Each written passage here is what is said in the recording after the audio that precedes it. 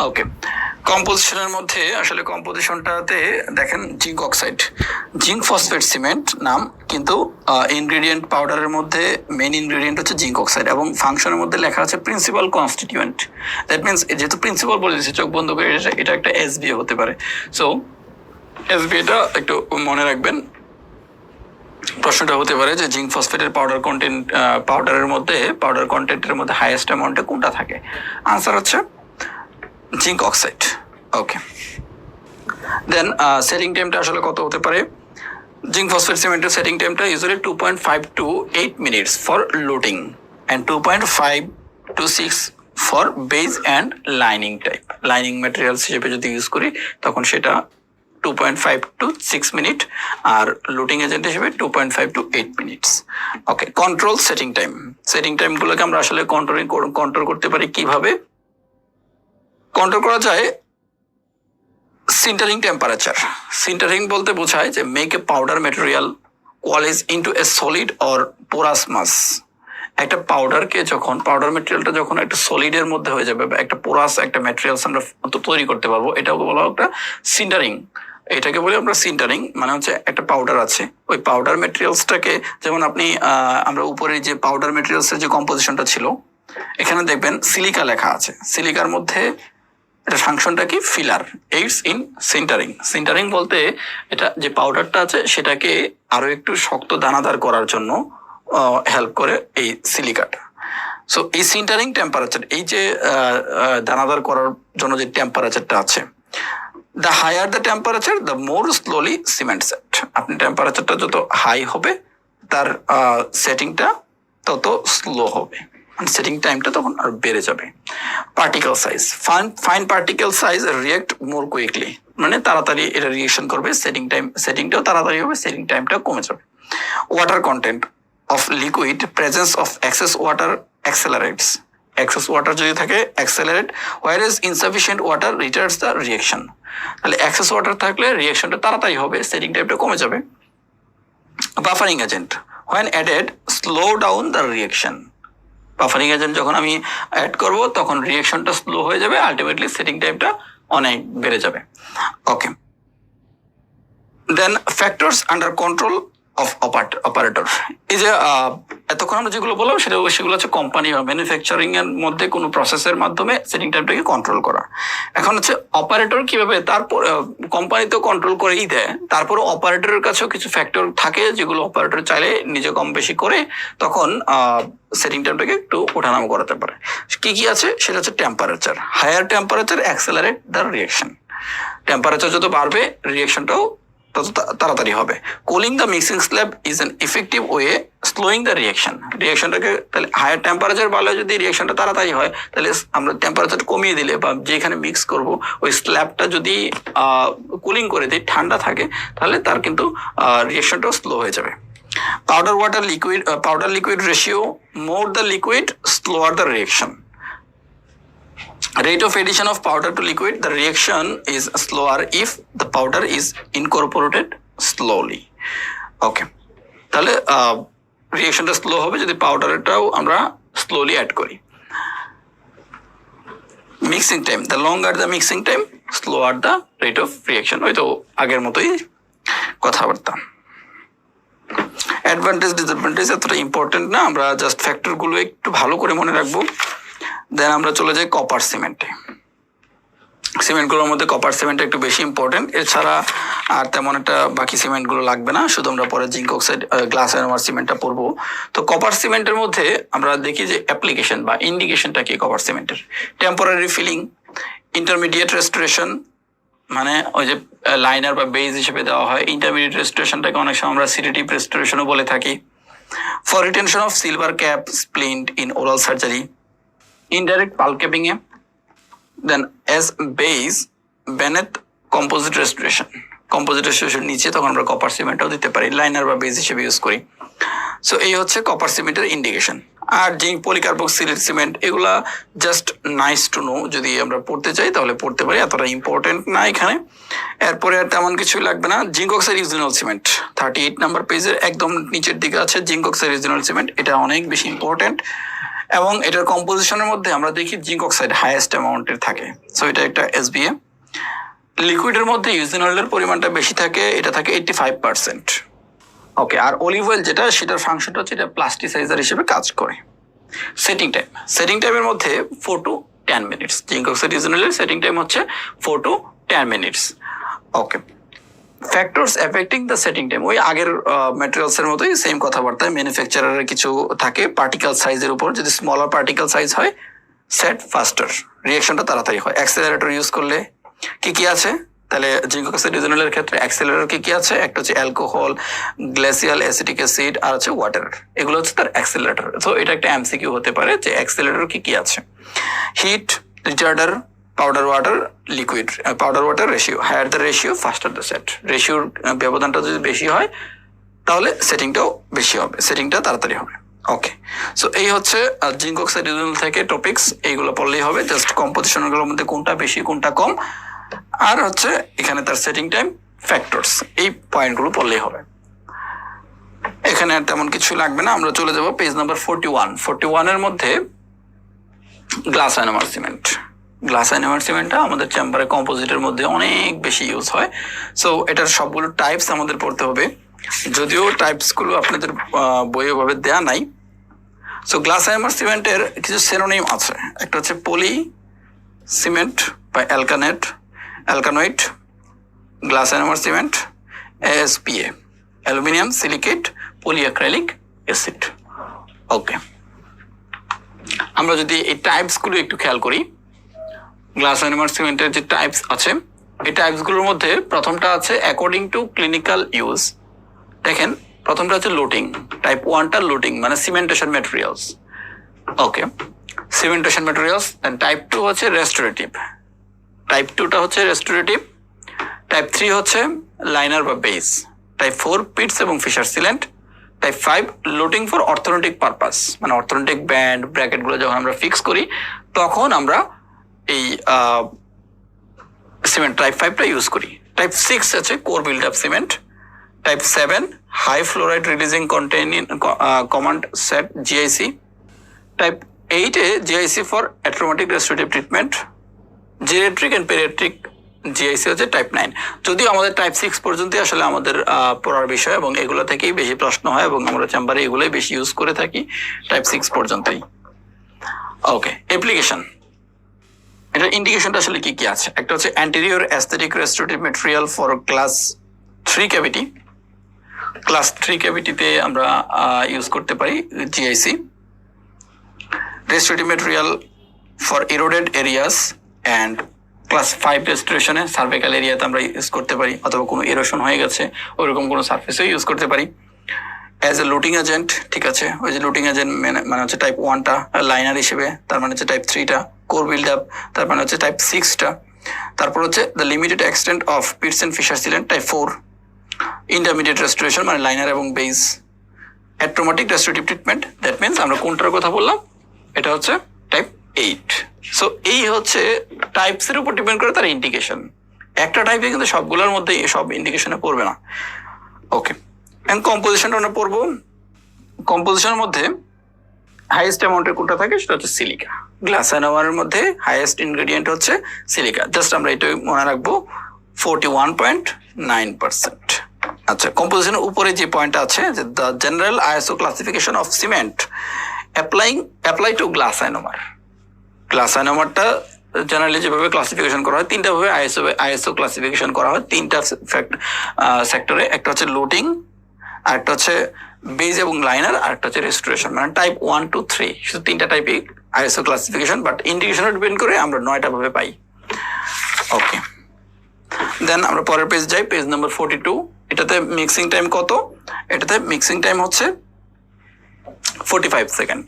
ওকে, advantage disadvantage খুবই সহজ, এখানে নতুন করে কিছু নয়, আমরা অলরেডি পড়ে ফেলেছি। সেটিং টাইমের মধ্যে লুটিং সিমেন্টের সেটিং টাইমটা হচ্ছে 7 মিনিটস অ্যান্ড রেস্টোরেটিভ সিমেন্টের 4 to 5 মিনিটস।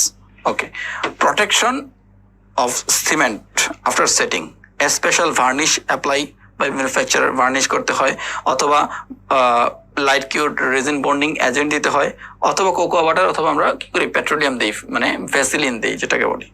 সো ফিনিশিং করবো আমরা কখন, ফিনিশিংটা ইউজুয়ালি আমরা করি একটা হচ্ছে যে 24 hours later। ফিনিশিং এ খেয়াল করি আমরা, excess material is trimmed from the margin, hand instrument are preferred to rotary tools to avoid detaching, মানে আলাদা হওয়াটাকে যেন অ্যাভয়েড করতে পারি। হ্যান্ড ইনস্ট্রুমেন্টটাকে সেজন্য আমরা প্রেফার্ড করি এক্সেস ম্যাটেরিয়াল গুলো রিমুভ করার ক্ষেত্রে। Okay, further finishing is required is done 24 hours later। Okay, packable glass ionomer cement for posterior restoration. Posterior রেস্টোরেশনের জন্য আমরা প্যাকেবলটা ইউজ করি। যেমন ইন্ডিকেশনে কি আছে, paediatric and geriatric restoration. Then intermediate restoration মানে ইউজড এস বেস অথবা লাইনার হিসেবে যেটা আমরা ইউজ করে থাকি। Then permanent restorative material in non stress zone, যেহেতু এটা বেশি লোড নিতে পারে না, সো হাই স্ট্রেস বিয়ারিং এরিয়াতে জিঙ্ক অক্সাইড ইউজেনলটা ইউজ, গ্লাস এনামারটা ইউজ না করাটাই better as a core material. Okay fine. Then advantage গুলো কি কি আছে, high wear resistance, then conventional GIC, মানে এটা তো packable not conventional, packable and pressable, fluoride release, simple to place and less technique sensitive. Okay, modified glass এনামারের মধ্যে দুইটাই আছে, একটা হচ্ছে মেটাল মডিফাইড, একটা হচ্ছে রেজিন মডিফাইড। আর তেমন এখানে কিছু প্রয়োজন নাই, মেটাল মডিফাইড, রেজিন মডিফাইড। এখন রেজিন মডিফাইডের মধ্যে ইউজটা কি দেখি আমরা, যে রেজিন মডিফাইডের ক্লাসিফিকেশনে বলছে যে resin modified glass ionomer cement, আর এটা হচ্ছে compomer or poly acid modified composite. এই যে resin modified glass ionomer cement, এই রেজিন মডিফাইড গ্লাস এনামার সিমেন্টের ইউজটা দেখি যদি, যে এটা কোথায় ইউজ করি, type class 1, 2, class 1, 3 and class 5 কেভিটিতে আমরা ইউজ করতে পারি। যেহেতু এটা একটু মডিফাইড, সো এটা কনভেনশনাল জিআইসির তুলনায় একটু স্ট্রেংথ এটার বেশি আছে। ওকে, দেন এটা বেজ এবং লাইনার হিসেবে ইউজ করি। অ্যাজ এডিসিভ ফর অর্থোনেটিক ব্র্যাকেট, ওই আগের কথাগুলোই আছে, সিমেন্টেশনের জন্য আমরা অ্যাট্রোগেট ফিলিং এর জন্য, damaged amalgam or core build up, core or cast, তো এই কাজগুলো আমরা এই রেজিন মডিফাইড গ্লাস এনামার দিয়েও করতে পারি। ওকে ফাইন। দেন আমরা পড়বো হচ্ছে calcium hydroxide cement. Calcium hydroxide cement যদিও এটা একটা উইক একটা cement, commonly employed as direct or indirect pulp capping. এটা অলমোস্ট এটা সবসময় পাল্প ক্যাপিং এর ক্ষেত্রেই মূলত এটা ইউজ করা হয়ে থাকে। রেপ্লিকেশন অর এটার ইন্ডিকেশনটা কি, for direct and indirect pulp capping as low strength base beneath the restoration for pulp production, মানে ওই যে পাল্প ক্যাপিং এর ক্ষেত্রে ইউজ করা হয় একই কথা। Apexification procedure in young permanent teeth. Okay, এটার আবার কম্পোজিশনে ঠিক সেম আমরা দেখি যে এখানে হাইয়েস্ট অ্যামাউন্টটা পড়ার প্রয়োজন নেই, এখানে আমরা পড়বো যে বেস পেস্ট যেটা আছে এটা লাস্ট পয়েন্ট, ইনগ্রেডিয়েন্টের মধ্যে প্রথম বক্সের লাস্ট পয়েন্টে আছে যে ক্যালসিয়াম টাংস্টেট অর বেরিয়াম সালফেট। এটার ফাংশনটা কি, ক্যালসিয়াম এই যে ক্যালসিয়াম হাইড্রোক্সাইডটাকে যে অপাসিটি দেয়, রেডিও অপাসিটি দেয় এই এক্সরের মধ্যে বা রেডিওগ্রাফের মধ্যে, এই রেডিও অপাসিটিটা প্রোভাইড করে হচ্ছে মূলত এই ক্যালসিয়াম টাংস্টেট। এটা একটা এসবিএ। ক্যাটালিস্টের ক্ষেত্রে আমরা দেখি যে প্রিন্সিপাল রিয়েক্টিভ ইনগ্রেডিয়েন্ট কোনটা, ক্যালসিয়াম হাইড্রোক্সাইড। তারপরে জিঙ্ক স্টিয়ারেট আছে, এটা একটা accelerator. Titanium oxide provide radio opacity. তাহলে বেস পেস্টের মধ্যে একটা রেডিও অপাক আছে ম্যাটেরিয়ালস, আর যেটা প্রোভাইড করে রেডিও অপাসিটি, আর ক্যাটালিস্ট পেস্টের মধ্যেও রেডিও অপাসিটি প্রোভাইড করার মতো একটা ম্যাটেরিয়ালস আছে। ওকে, সেটিং টাইম হচ্ছে 2.5 to 5.5 minutes. Okay, calcium hydroxide root canal sealer আমরা পড়েছিলাম, সিলেপেক্স অ্যাপেক্সিড আমরা রুট ক্যানাল সিলারের ক্লাসিফিকেশনের মধ্যেও পড়েছি। ওকে, এখন অ্যাপ্লিকেশন, রেজিন সিমেন্টের অ্যাপ্লিকেশনের মধ্যে for bonding of orthodontic brackets, cementation of porcelain veneer, cementation of all porcelain crown, cementation of east cast restoration. যদিও ক্যালসিয়াম হাইড্রোক্সাইড রুট ক্যানাল সিলারটা ওইভাবে ইউজ হয় না, বাট ইউজ চাইলেই করা যায়, এটাই একটু, যদিও এটা ইউজ একটু কম হয় তুলনামূলকভাবে। Okay, classification based on curing system, ওই তো ওভারঅল সবার ক্ষেত্রে যে কিউরিং সিস্টেমের উপর ডিপেন্ড করে ক্লাসিফিকেশন, এখানেও সেম, কেমিক্যাল কিউড, লাইট কিউড এবং ডুয়েল কিউড। ওকে,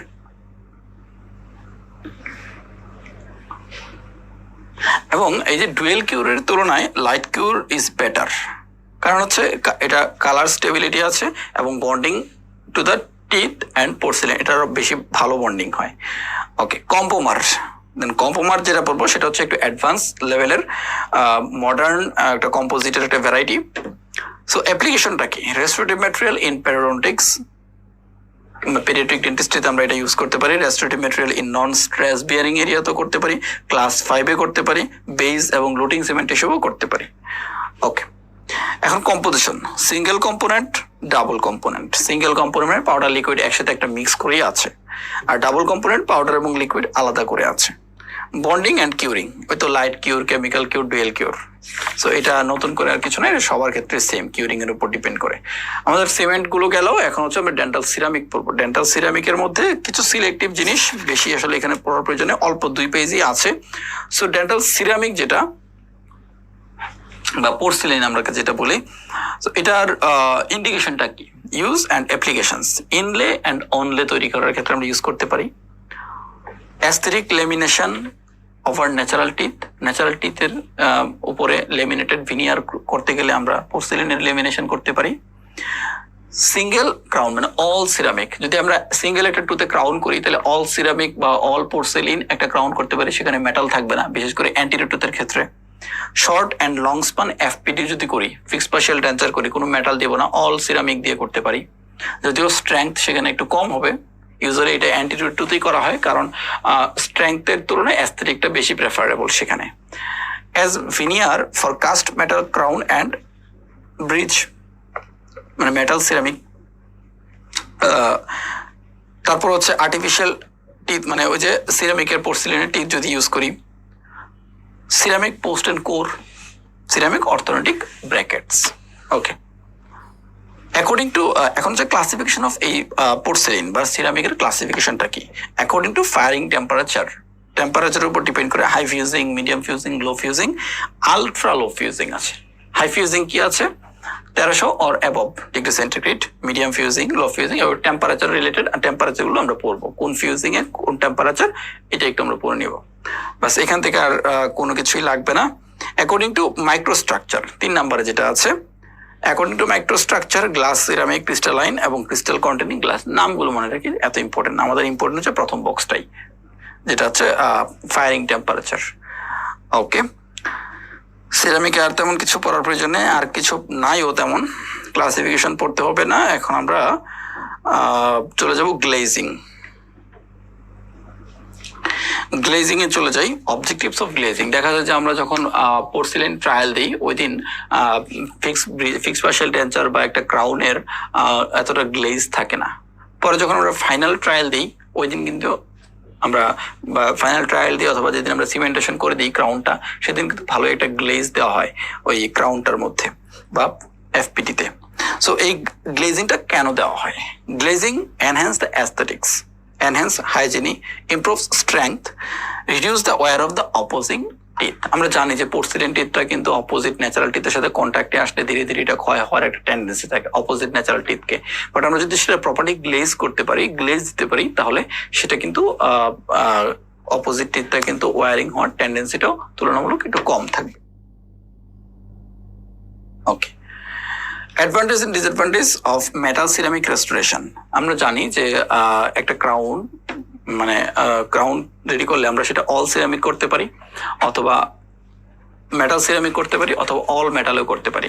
সো মেটাল সিরামিক যদি আমরা করি তাহলে সেটার অ্যাডভান্টেজটা কি? মেটাল সিরামিক করলে একদিকে, যে মেটাল সিরামিক করলে কি হয়, ভিতরের পোর্শনে থাকে মেটাল, বাইরের পোর্শনে থাকে সিরামিক বা পোর্সিলিন।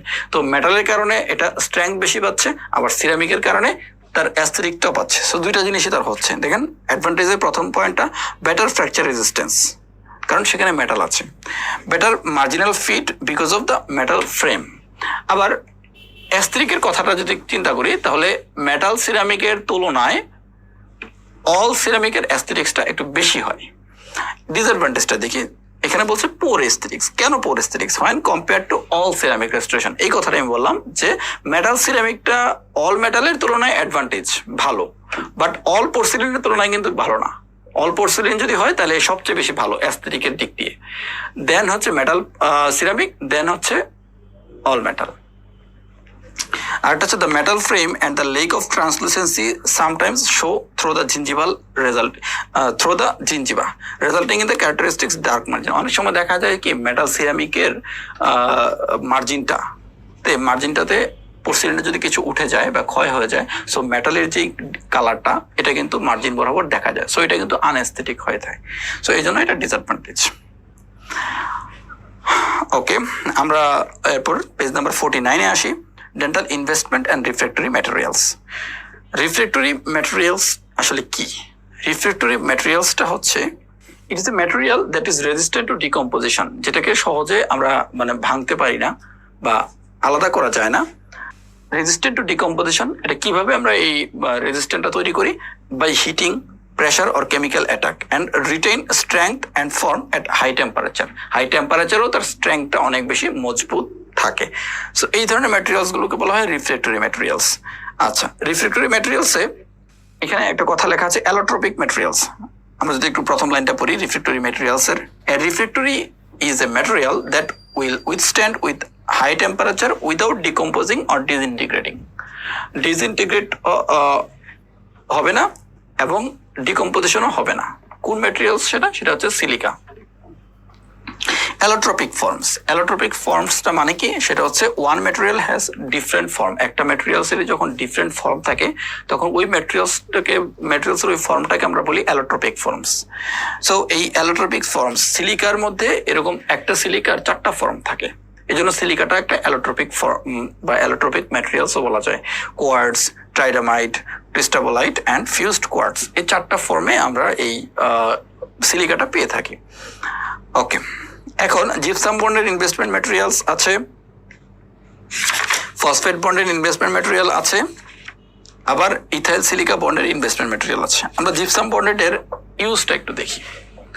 ইনলেতে ইউজ করতে পারি, আমরা ফিক্স পার্শিয়াল ডেঞ্চার ইউজ করতে পারি, আবার রিমুভেবল পার্শিয়াল ডেঞ্চারের ফ্রেমওয়ার্কটা তৈরি করতেও আমরা এই সিলিকাটা ইউজ করি, জাস্ট মেটালিক একটা ফ্রেমওয়ার্ক তৈরি করতে পারি।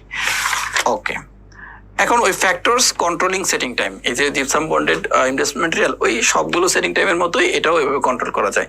Mixing time, water powder ratio, manufacturing process, temperature, modifier. Okay, expansion. এখন এই যে এই এক্সপানশন হয় জিপসাম বন্ডেড ইনভেস্টমেন্ট ম্যাটেরিয়ালের বিভিন্ন টাইপের এক্সপানশন হতে পারে। একটা হচ্ছে নর্মাল সেটিং, একটা হচ্ছে হাইগ্রোস্কোপিক সেটিং এক্সপানশন, আর একটা হচ্ছে থার্মাল এক্সপানশন। নর্মালি কোনো ফ্যাক্টর এটা এই এক্সপানশনের জন্য দায়ী না, নর্মালি যে এক্সপানশনটা হয় ন্যাচারালি সেটা হচ্ছে নর্মাল। হাইগ্রোস্কোপিক হচ্ছে যদি ওয়াটার কন্টামিনেশনে আসে তখন যদি এক্সপানশন হয়। When additional water is brought in contact with the setting materials, an increased expansion is observed and it is called hygroscopic expansion. Okay, আর থার্মাল এক্সপানশন, হাইগ্রোস্কোপিক এক্সপানশন তো water কন্ট্যাক্টে আসলে, আর থার্মাল এক্সপানশন হচ্ছে তখন temperature কন্ট্যাক্টে আসবে। Okay, so next page number 51 এর মধ্যে আছে direct filling gold. Direct filling গোল্ডের একটা মানে গোল্ড দিয়ে যদি আমরা কোনো ফিলিং তৈরি করি বা ফিলিং দেই, কোন কোন ক্ষেত্রে আমরা এই ফিলিং গুলো দিতে পারি? একটা হচ্ছে পিটস এবং স্মল ক্লাস 1 রেস্টোরেশনে আমরা এই ডিরেক্ট একদম গোল্ড দিয়ে ফিলিং দিতে পারি। Repair of casting margin for class 2, class 5, class 6 restoration. Repair of cement vent হোলের মধ্যে আমরা দিতে পারি perforation in gold crown. Gold crown যদি কোনো কারণে পারফোরেশন হয়ে যায় তখন সেটা রিপেয়ার করতে পারি সরাসরি আমরা এই গোল্ড দিয়ে। ওকে, কন্ট্রাইন্ডিকেশন, কোথায় কোথায় আমরা এই গোল্ড ক্রাউনটাই গোল্ডের ফিলিং ম্যাটেরিয়ালস ইউজ করব না? Teeth with very large pulp chamber. Pulp chamber যদি বেশি লার্জ হয় তাহলে দেখা যাবে যে গোল্ডের কন্টামিনেশনে কোনো কারণে চলে আসতে পারে সেই পাল্পটা, তখন সেখানে পাল্পাল সেন্সিটিভিটি হবে। পেরিওডন্টালি কম্প্রোমাইজ পেশেন্ট থাকলে বা কম্প্রোমাইজ টিথ থাকলে, handicap patient, root canal filled teeth because teeth is brittle. So এখানে যেহেতু রুট ক্যানাল করা একটা দাঁত, এটা এমনিতেই উইক, সো এখানে গোল্ড দিলে প্রেশার বেশি পড়বে, আলটিমেটলি এটা তো একসময় ব্রেকেজ হয়ে যাবে। সো গোল্ডটাই তখন ফিলিংটাই তখন একদম মানে অকেজ হয়ে যাবে। সেজন্য এই রুট ক্যানাল করা কোনো দাঁতে গোল্ড ফিলিংটা না দেওয়াটাই বেটার। ওকে, দেন আমরা ডেঞ্চার রেজিন অ্যান্ড পলিমার। এখান থেকে জাস্ট রেজিনের যে ইন্ডিকেশন গুলো আছে আমরা ইন্ডিকেশন গুলো পড়বো। রেজিনের ক্লাসিফিকেশনের মধ্যে একটা আছে থার্মোপ্লাস্টিক আর একটা আছে থার্মোসেটিং। থার্মোপ্লাস্টিকটা কি? থার্মোপ্লাস্টিকটা হচ্ছে it can melt under heat after curing, মানে কিউরিং করার পরেও ইট ক্যান মেল্ট, আবার মেল্টিং হতে পারে হিটে।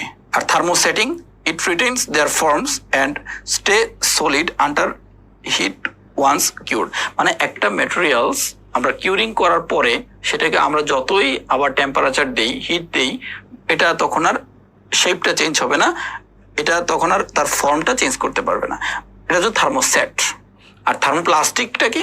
থার্মোপ্লাস্টিকটা হচ্ছে আমরা কিউরিং করলাম, কিউরিং করার পরে এটা একটা ফর্ম পেলো, আবার যখন হিট দিব তখন আবার মেল্টিং করবে, আবার এটা মেল্টিং করা যাবে। সো এটা হচ্ছে থার্মোপ্লাস্টিক। ওকে, যেমন ধরেন হতে পারে থার্মোপ্লাস্টিকের ক্ষেত্রে আমরা যখন ইমপ্রেশন কম্পো ইউজ করি, সো ইমপ্রেশন কম্পো কিন্তু থার্মোপ্লাস্টিক ম্যাটেরিয়াল ছিল। ইমপ্রেশন কম্পো আমরা যখন হট ওয়াটার অথবা কোনো টেম্পারেচার অ্যাড করি তখন এটা সরাসরি এটা কিন্তু নরম হয়ে যায়, তখন আমরা মোল্ড করে আমাদের যে ডিজায়ার যে শেপ দরকার আমরা কিন্তু ইমপ্রেশন কম্পোর ওই শেপটা আনতে পারি। তো এটা যখন হিট ধীরে ধীরে এটা কুলিং হয়ে গেল, এক সময় এটা হার্ড হয়ে যাবে টেম্পারেচার কমে গেলে, তখন কিন্তু কিছুক্ষণ পরে কিন্তু সেটাকে আমরা আবার টেম্পারেচার অ্যাড করে গরম পানিতে দিয়ে হোক আমরা সেটা তখন আবার এই ইমপ্রেশন কম্পোটাকে আবার মোল্ড করতে পারি। বাট এটা হচ্ছে থার্মোপ্লাস্টিক। বাট থার্মোসেট হচ্ছে যেমন ধরেন মেলামাইনের কিছু একটা হতে পারে যে এটাকে আমরা কিউরিং করে মেলামাইনের একটা শেপ নিয়ে আসলাম, তো শেপে আনার পরে আবার টেম্পারেচার অ্যাড করে তখন এটাকে আর নতুন করে কোনো শেপ দেওয়া যাবে না। সো এটা হচ্ছে thermoset materials. Okay, use of resin in dentistry. এই যে বিভিন্ন ধরনের রেজিন আছে, এই রেজিনের আমরা তো একটু আগে পড়েছি self cure, acrylic resin, composite resin. এই ধরনের রেজিনটাই এক একটা রেজিন এক একটা কাজে আসে। যেমন fabrication of denture, denture based resin, artificial teeth, acrylic resin, অ্যাক্রাইলিকের যে টুথগুলো, tooth restoration, composite resin, cementation of orthodontic bracket, crown and fix partial denture, ওই যে রেজিন সিমেন্ট। এরকম প্রত্যেকটাই ইন্ডিকেশনের উপর ডিপেন্ড করে আলাদা আলাদা রেজিনের টাইপগুলো ইউজ হচ্ছে এখানে। সো এগুলো একটু আমরা পড়বো। দেন অ্যাক্রাইলিক রেজিন, আমরা পরের পেজে চলে যাই 53। অ্যাক্রাইলিক রেজিন, অ্যাক্রাইলিক রেজিনটা তো আমরা heat cure, light cure, chemically activated resin বিভিন্ন টাইপেরই আছে। সো এটা জাস্ট নামগুলো একটু মনে রাখলাম। এরপরে যেটা পড়বো একটু নিচে আছে যে material used as separating media. Separating media হিসেবে কি কি ম্যাটেরিয়ালস ইউজ হয় এটা important. Tin foil, cellulose, liquids, sodium solution of alginate compounds, that means cold mould seal, bracket একটু লিখে রাখবো যে সলিউশন অফ অ্যালজিনেট কম্পাউন্ডস এটা হচ্ছে cold mould seal, calcium oleate, soft soap, sodium silicate and starch. Okay, chemically activated denture base acrylic resin. Denture base acrylic resin যেটা chemically activation হয়, কি কি আছে এটার ইন্ডিকেশনটা কি? একটা হচ্ছে temporary crown and fixed partial denture, মানে হচ্ছে প্রভিশনাল যে ফিক্সড পার্শিয়াল ডেঞ্চারটা আমরা তৈরি করি, প্রভিশনাল ক্রাউন যেটা তৈরি করি সেটা। তারপর হচ্ছে স্পেশাল ট্রে তৈরি করার ক্ষেত্রে, আবার হচ্ছে ডেঞ্চার রিপেয়ারের ক্ষেত্রে, রিলাইনিং রিভিজিং করতে গেলে, রিপেয়ার যেটা বললাম যে মিড লাইন ফ্র্যাকচার হলেও তখন সেখানে আমরা এটা ইউজ করতে পারি। তারপর হচ্ছে making of removable orthodontic appliance, post dam, for making temporary and permanent denture base. এই ডেঞ্চার বেস তৈরি করতে ক্ষেত্রেও যেমন টেম্পোরারি ডেঞ্চার বেসগুলো আমরা সেলফ কিউর দিয়ে করি, আবার পার্মানেন্ট ডেঞ্চার বেসগুলো আমরা হিট কিউর দিয়ে করি। সো এটা। তারপর হচ্ছে for making inlay and post core patterns. Okay, so এরপরে আর কিছু পড়ার প্রয়োজন নেই। এরপরে আমরা চলে আসি পেজ নাম্বার 54-এ। 54-এর মধ্যে কাস্টিং এর অনেকগুলো ডিফেক্ট আছে। একটা আছে পোরোসিটি, একটা আছে ক্রেজিং। সো পোরোসিটির মধ্যে যেটা আছে, পোরোসিটির মধ্যে দেখা গেছে কাস্টিং আমরা করলাম, ডেঞ্চার বেস তৈরি করলাম, বাট এখানে পোরোসিটি তৈরি হয়ে গেল। এই পোরোসিটিটা কেন হয়, বা পোরোসিটি প্রেজেন্টস মেনি প্রবলেম। এই পোরোসিটিটার কারণে কি হতে পারে? It makes the appliance of denture base unsightly, মানে দেখতে খারাপ দেখা যাবে, unaesthetic. Proper cleaning of the denture base is not possible. Properly clean করা যাবে না, পোরাস স্ট্রাকচার আছে, পোরাস নেচার, এখানে ফুড পার্টিকেলস বা আদার্স এখানে কন্টামিনেশন আসতে পারে। It weakens the denture base. It weakens the denture base and pores are areas of stress concentration. এখানে স্ট্রেস গুলা এখানে গিয়ে পড়ে বেশি। সো ডেঞ্চার ইউজুয়ালি র্যাপস হয় as the stress relax, এখানে গিয়ে স্ট্রেস পড়ে ইউজুয়ালি এটা তখন এখানে ফ্র্যাকচার ডেভেলপ করে। ওকে, পোরোসিটিটা হতে পারে সেটা ইন্টারনাল পোরোসিটি, হতে পারে সেটা এক্সটার্নাল পোরোসিটি। এটা ডেঞ্চার বেসের বাইরে থেকেও দেখা যেতে পারে, অথবা ভিতরে একদম মাইক্রো পোরোসিটি হচ্ছে, সেটা ভিতরে বাইরে থেকে বোঝা যাচ্ছে না, এরকমও হতে পারে। আরেকটা কাস্টিং ডিফেক্ট আছে, সেটা হচ্ছে ক্র্যাজিং। ক্র্যাজিংটা কজেস কি কি কারণে ক্রেজিং হয়? একদম মাইক্রো ফ্র্যাকচার যেটাকে বলি, presence of fine cracks on the surface of the acrylic. অ্যাক্রাইলিকের একটা ডেঞ্চার বেসের মধ্যে যদি একদম ফাইন একটা ক্র্যাকস তৈরি হয় তাহলে সেটাকে আমরা বলছি ক্রেজিং। কেন হয়? সেটা হচ্ছে মেকানিক্যাল কোনো স্ট্রেস থাকলে, অথবা ডেঞ্চার বেসটা যদি কোনো ওয়াটারের মানে লিকুইডের কন্ট্যাক্টে আসে, সলভেন্টের কন্ট্যাক্টে আসে, দ্যাট মিনস অ্যালকোহল। এটা results from prolong contact with liquid. অ্যালকোহলের সাথে অনেক দিন ধরে কন্ট্যাক্টে আছে তখন হতে পারে। Incorporation of water. আর আরেকটা একটু লিখে রাখবেন 4 নম্বর পয়েন্ট দিয়ে, অল্টারনেটিভ ড্রাইং অ্যান্ড ওয়েটিং। একবার শুকাচ্ছেন, একবার আবার এটা ভিজে যাচ্ছে, ওয়েটিং হচ্ছে। Drawing and waiting, drawing and waiting, এরকম যদি অল্টারনেটিভলি এটা চলতে থাকে তাহলে একসময় ক্রেজিং হয়। তার ভিতরে একটা রিয়াকশন হয়, এই রিয়াকশনের কারণে ক্রেজিং হতে পারে। ওকে, সো এটা অ্যাভয়েড করবো আমরা কিভাবে? অ্যাভয়েড করা যায় 3টা সিস্টেমে। একটা হচ্ছে using cross linked acrylic, tin foil separating media and metal মোল্ডস। এভাবে আমরা এই 3টা প্রসেসের মাধ্যমে আমরা অ্যাভয়েড করতে পারি। ডেঞ্চার ক্লিনসার, ডেঞ্চার ক্লিনসার আছে। আমরা কিভাবে ডেঞ্চারটা ক্লিন করি? ইমার্শন ইন অ্যান এজেন্ট, একটা এজেন্টের মধ্যে যদি আমরা ডেঞ্চারটা দিয়ে দিই তাহলে ক্লিন করা যাবে। আরেকটা আছে by brushing with cleanser, brush use করার মাধ্যমে ডেঞ্চার বেসের মধ্যে বা ডেঞ্চারটার মধ্যে ব্রাশ ইউজ করে ক্লিন করতে পারি। দেয়ার কম্পোজিশন ইউজুয়ালি ইনক্লুডস, এই যে ডেঞ্চার ক্লিনসার যে এজেন্টগুলো আছে, এজেন্টের কম্পোজিশনটা কি কি হতে পারে? একটা হচ্ছে অ্যালকালাইন কম্পাউন্ড ডিটারজেন্ট, একটা হচ্ছে ফ্লেভারিং এজেন্ট, একটা হচ্ছে sodium perborate. Denture reliners, denture reliners এর মধ্যে এটা কিরকম হয়? Hard, heat cured, short term ও লং টার্ম, রেজিন বেসড আর সিলিকন বেসড। এই হচ্ছে রিলাইনারের ক্লাসিফিকেশন বা types. Okay, several soft lining materials are available commercially, বিভিন্ন টাইপের নাম দিয়ে দেওয়া আছে। Plasticised acrylic resin, plasticised vinyl resin, silicone rubbers, polyphosphazenes. Okay, এরপরে আর তেমন কিছু পড়ার প্রয়োজন নাই, আমরা চলে যাবো সরাসরি ডেঞ্চার অ্যাডহেসিভস। অনেক সময় দেখা যায় যে আমরা কমপ্লিট ডেঞ্চার যখন পেশেন্টের মুখে ইনসার্ট করি, পেশেন্টের কোন কারণ নিউরোমাস্কুলার যদি ডিফেক্ট থাকে, মাসল কন্ট্রোলে না থাকে, তাহলে সেক্ষেত্রে পেশেন্টের ডেঞ্চারটা রিটেনশন পায় না। তো ওই ক্ষেত্রে আমরা ডেঞ্চার অ্যাডহেসিভটা একটু স্টিকি বা আঠালো জিনিস, যেটা খুব টাইট কন্ট্যাক্টের মাধ্যমে পেশেন্টের মুখে ডেঞ্চারটা অ্যাড করে রাখবে, সেটাকে আমরা বলছি ডেঞ্চার অ্যাডহেসিভস। এটা 2টা ফর্মেই পাওয়া যায়। এটা খুব হাইলি একটা ভিসকাস একটা সলিউশন। পাউডার এবং পেস্ট 2 ফর্মে পাওয়া যায়। একটা কম্পোজিশন আছে, কম্পোজিশনটা এত ইম্পর্টেন্ট না। এটা ডিসঅ্যাডভান্টেজ আছে, এটা হচ্ছে একটু আনপ্লিজেন্ট ফিলিং পাওয়া যায়, এটা ডিফিকাল্ট টু ক্লিন এবং স্যালাইভার কন্ট্যাক্টে এসে ইজিলি এটা ডিসোলিউট হয়ে যেতে পারে, ডাইলিউট হয়ে যেতে পারে। ওকে, এটা ইন্ডিকেশনটা কি? এটা পোর ফিটিং একটা ডেঞ্চার ইউজ করি আমরা টেম্পোরারি রিটেনশন হিসেবে, এবং patient having poor neuromuscular control যদি থাকে তাহলে ওই সব পেশেন্টের ক্ষেত্রে আমরা এই ডেঞ্চার অ্যাডহেসিভটা ইউজ করতে পারি। ওকে, সো ডেঞ্চার অ্যাডহেসিভস, এই প্রশ্নটা যদি আমরা একটু সলভ করি, ডেঞ্চার অ্যাডহেসিভস ইজ সাপ্লাইড অনলি কথাটা যখন কোনো প্রশ্নের মধ্যে থাকবে, মনে করবেন যে এটাতে একটু ঝামেলা আছে, তখন এটা আপনার একটু সতর্কতার সাথে আনসার করতে হবে। সো অনলি থাকলে ম্যাক্সিমাম ক্ষেত্রে এটা ফলস হয়। আমরা দেখেছি যে 2টা ফর্মে পাওয়া যায়, পেস্ট এবং পাউডার 2 ফর্মে পাওয়া যায়। সো এই অপশনটা falls. Is difficult to clean, yes, এটা ডিফিকাল্ট টু ক্লিন, আমরা ডিসঅ্যাডভান্টেজের মধ্যেই পড়েছি, ডিফিকাল্ট টু ক্লিন। সো এটা ট্রু। তারপর হচ্ছে is diluted easily by saliva, এটাও true. It has pleasant feel, no, এটা হচ্ছে unpleasant feel. Indicated in patient having poor neuromuscular control. তাহলে আমাদের এখানে 3টা true, B, C and E, A এবং ই ফলস। ওকে, আমরা প্রভিশনাল ক্রাউনে চলে যাই। প্রভিশনাল ক্রাউন বা প্রভিশনাল রেস্টোরেশন, এটা আসলে কি?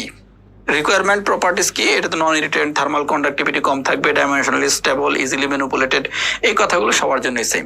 আমরা ফাংশনটা যে আছে প্রভিশনাল রেস্টোরেশনের ফাংশনগুলো আমরা একটু পড়ি। তার আগে আমরা একটু জেনে নিই যে প্রভিশনাল রেস্টোরেশনটা আসলে কি। ওই যে আমরা ফিক্সড পার্শিয়াল ডেঞ্চার যখন আমরা প্ল্যান করি তখন আমরা টুথ প্রিপারেশন করি, বা আমরা যখন সিঙ্গেল একটা ক্রাউনও করি একটা দাঁতে, তখন আমরা টুথ প্রিপারেশন করি। সো টুথ প্রিপারেশন করলে প্রিপেয়ার টুতে আমি একটু আগে বলেছিলাম যে প্রিপেয়ার টুথটা যখন ছোট হয়ে যায়, ওই দাঁতটা ছোট হয়ে গেলে তখন আমরা পেশেন্টকে যদি আমরা ছেড়ে দিই তখন একটু দেখতে আনএস্থেটিক মনে হয়। ওই অ্যাস্থেটিকলি একটু বেটার করার জন্য আমরা ওই চেম্বারে ইনস্ট্যান্ট একটা ক্রাউন আমরা প্রিপেয়ার করে দিয়ে দিই। কিছু ম্যাটেরিয়ালস, ভ্যারাইটি অফ ম্যাটেরিয়ালস আছে, তো এটা অপাক ভ্যারাইটি অফ স্যালকিউট দিয়েও আমরা করতে পারি। সো ওই ইনস্ট্যান্ট যখন একটা ক্রাউন প্রিপারেশন করে দিই ফাইনাল প্রসেস রেডি হওয়ার আগ পর্যন্ত, তো এই আগ পর্যন্ত এই ক্রাউনটাকে আমরা বলে থাকি আসলে প্রভিশনাল রেস্টোরেশন অথবা টেম্পোরারি ক্রাউন।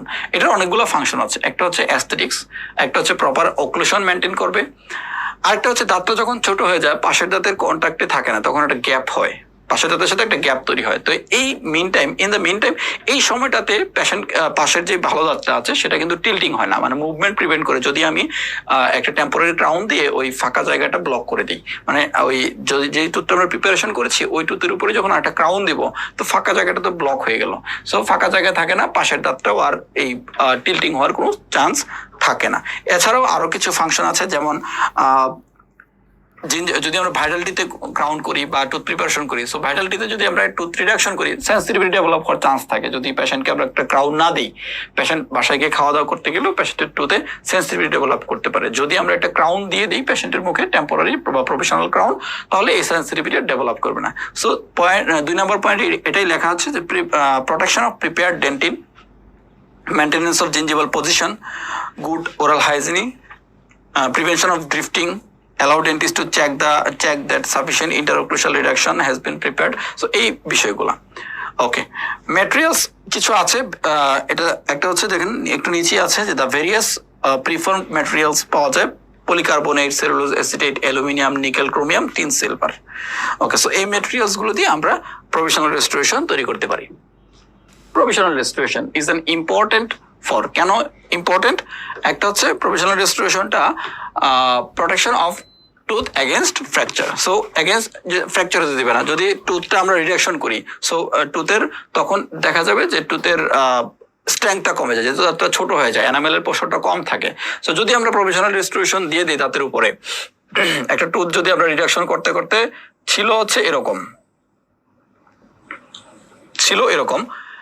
অ্যান্টিরিয়র একটা টুথ, সো এটাকে যখন রিডাকশন করব, রিডাকশন করার পরে দাঁতের এটা হচ্ছে রুট, এবং এই টুথটাই যখন রিডাকশন করব, রিডাকশন করার পরে এটার শেপটা হয়ে যাবে তখন অনেকটা এরকম। তার মানে ক্রাউনের হাইটটা তখন কমে গেল। তাহলে অপোজিট টুথ থেকে যখন মাস্টিকেটেড লোড পড়বে, এখানে যখন কন্ট্যাক্টে আসে তখন এই কন্ট্যাক্টে আসলে সে কিন্তু এই লোডটা নিতে পারে না।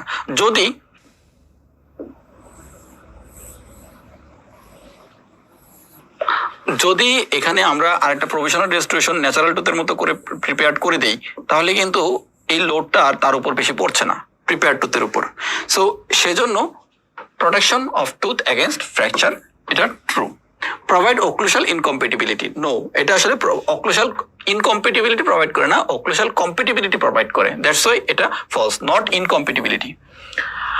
Maintenance of marginal integrity, definitely, কারণ জিঞ্জিভা যদি ক্রাউনটা আমরা ছোট করে দিই, প্রফেশনাল রেস্টোরেশন না দিই, তাহলে গাম মার্জিন আবার ওই ফিনিশ লাইনটাকে কাভার করে নেবে। যদি প্রফেশনাল রেস্টোরেশন দিয়ে প্লেস করে দিই, তাহলে গামের যে মার্জিন সেটা ফিনিশ লাইনটাকে আর কাভার করতে পারবে না। Dentine protection, definitely. অ্যালভিওলার বোন প্রোটেকশন, নো, অ্যালভিওলার বোন প্রোটেকশন করে না। তাহলে আমাদের এই প্রশ্নের ক্ষেত্রে আমাদের আনসার হচ্ছে option A, C and D true, আর বাকি দুটো option falls. Okay, abrasion and polishing materials, এগুলো আমাদের তেমন কোনো প্রয়োজন নেই। আমরা আমাদের লেকচারের প্রায় শেষের দিকে চলে এসেছি, আর 2-3 পেজ আছে। তো এখানে শেষের দিকের পড়ার মধ্যে আমরা জাস্ট পড়বো হচ্ছে পেজ নাম্বার 59-এ আসি আমরা সরাসরি, কাস্টিং। আচ্ছা, এই পেজ নাম্বার 59 এর মধ্যে metal restoration in dentistry. There are many ways of fabrication of metal restoration. একটা মেটালিক রেস্টোরেশন বা মেটালিক ক্রাউন বা মেটালিক পিস তৈরি করার অনেকগুলো প্রসেস আছে। জাস্ট আমরা নামগুলো একটু মনে রাখবো। একটা হচ্ছে ডিরেক্ট রেস্টোরেশন, মানে ডিরেক্ট যদি আমরা ফিলিং করি মেটালের মাধ্যমে, সেটা একটা রেস্টোরেশন। কাস্টিং এর মাধ্যমে করতে পারি, ফয়েল অ্যাডাপ্টেড এন্ড সিন্টারিং এর মাধ্যমে করতে পারি, আর একটা হচ্ছে ইলেকট্রোফর্মিং। এই 3 এবং 4 এর সাথে আমরা সবাই একটু অপরিচিত, কারণ এগুলো আমরা করি না। আমরা সবাই কাস্টিং এর মাধ্যমে করি, অথবা ডিরেক্ট আমরা একটা মেটালিক ফিলিং দিয়ে দিই। ওকে, কাস্টিং এর কয়েকটা স্টেপস আছে, যদিও এই স্টেপস গুলো আমরা ল্যাবের প্রসিডিউর, যেহেতু আমরা এটা কেউ চেম্বার এটা ইউজ করি না, অনেকের কাছে এটা অপরিচিত হতে পারে, সেজন্য আমরা এটা নামগুলো মনে রাখবো। টুথ প্রিপারেশন করি, তারপরে হচ্ছে কি হয়, আমরা চেম্বারে অনেক সময় দেখা যায় আমরা যখন একটা কাস্টিং বলতে ল্যাবের যে প্রসিডিউরের মাধ্যমে, টোটাল প্রসিডিউরের মাধ্যমে আমরা একটা ব্রিজ তৈরি করে নিয়ে আসি, সেটাই হচ্ছে কাস্টিং। প্রথমে আমরা টুথ প্রিপারেশন করি চেম্বারে, তারপর হচ্ছে ইমপ্রেশন নেই, ইমপ্রেশন নেওয়ার পরে এখান থেকে ডাই প্রিপারেশন করি, ওয়াক্স প্যাটার্ন করি, অ্যাটাচমেন্ট অফ স্প্রু ফর্মার, এই ওয়াক্স প্যাটার্ন স্প্রু ফর্মার থেকে শেষ পর্যন্ত কাস্টিং পর্যন্ত বা স্যান্ড ব্লাস্টিং পর্যন্ত এটা পুরোটা ল্যাবের প্রসিডিউর। দেন ফাইনালি চেম্বারে আসলে আমরা ফিনিশিং পলিশিং করে পেশেন্টের মুখে ইনসার্ট করি। স্প্রু ফর্মার এটা কাস্টিং এর একটা মেশিন। এটা sprue former is made of wax, plastic or metals. আচ্ছা, ফাংশন এগুলো মেশিনের ফাংশনগুলো আমাদের প্রয়োজন নাই, আমরা জাস্ট স্টেপস গুলো পড়লাম। তারপরে আমাদের পেজ নাম্বার 61 এর মধ্যে কাস্টিং ডিফেক্ট আছে। এই যে কাস্টিং করতে যাই, আমাদের লাস্ট পেজ। সো এই কাস্টিং করতে যাওয়ার সময় কাস্টিং এর মধ্যে কিছু ডিফেক্ট হয়, কিছু ডিফেক্ট ধরা পড়ে। এগুলো আছে, একটা হচ্ছে কাস্টিং সাইজ মিসম্যাচ হতে পারে, সাইজটা মিসম্যাচ হয়ে যাবে, ডিস্টরশন হতে পারে, দেন সারফেস রাফ হতে পারে, নোডিউলস তৈরি হতে পারে, fins of casting, contamination of casting, porosity, incomplete casting. So এই মানে ডিফেক্ট গুলো ইউজুয়ালি হয়ে থাকে। দেন পোরোসিটি দেখা গেল যে মেটাল একটা প্রসেস আমরা তৈরি করলাম, সেখানে পোরোসিটি আসতে পারে। বিভিন্ন ধরনের পোরোসিটি আছে, আমরা কিন্তু পড়েছি যে পোরোসিটির প্রবলেমটা কি হতে পারে। এখন এই পোরোসিটির টাইপটা কি? একটা হচ্ছে যে by those caused by solidification শ্রিঙ্কেজের কারণে কিছু পোরোসিটি হয়। গ্যাস যদি অক্লোডেড হয় তাহলে পোরোসিটি হবে। দোজ কজড বাই এয়ার এন্ট্রাপমেন্টের কারণেও কিছু পোরোসিটি হতে পারে। সো প্রিয় ডেন্টাল সার্জন বৃন্দ, আশা করছি এতক্ষণ আমরা যা আলোচনা করেছি সবকিছুই আপনাদের মানে বোঝাতে চেষ্টা করেছি। তারপরেও যদি কোনো প্রবলেম থাকে অবশ্যই আমাদেরকে জানাবেন। আর যেহেতু এখান থেকে প্রশ্ন আসা শুরু হয়েছে ইদানিং কালের, সো আশা করি হয়তো নেক্সট সামনের যেই পার্ট 1 এন্ট্রান্স এক্সাম আছে সেখানেও হয়তো বা আরো নতুন নতুন কিছু topic, science of dental materials এর নতুন নতুন যে টপিকস গুলো আছে সেখান থেকেও প্রশ্ন আসতে পারে। এবার 4টা প্রশ্ন আসছে, হয়তো বা সামনের বছর দেখা যাবে যে এই যে 4টা ম্যাটেরিয়ালস থেকে আসছে প্রশ্ন, এই 4টা ম্যাটেরিয়ালস আর অন্য ম্যাটেরিয়ালস থেকেও প্রশ্ন আসতে পারে। সো প্রিভিয়াস প্রশ্নগুলো অবশ্যই সলভ করবেন, সাথে সাথে নতুন যেই আজকে আমরা যেই নতুন কিছু ম্যাটেরিয়ালস গুলো পড়লাম সেই ম্যাটেরিয়ালস গুলো নিয়ে একটু ডিটেলস ধারণা দেওয়ার চেষ্টা করেছি। সেই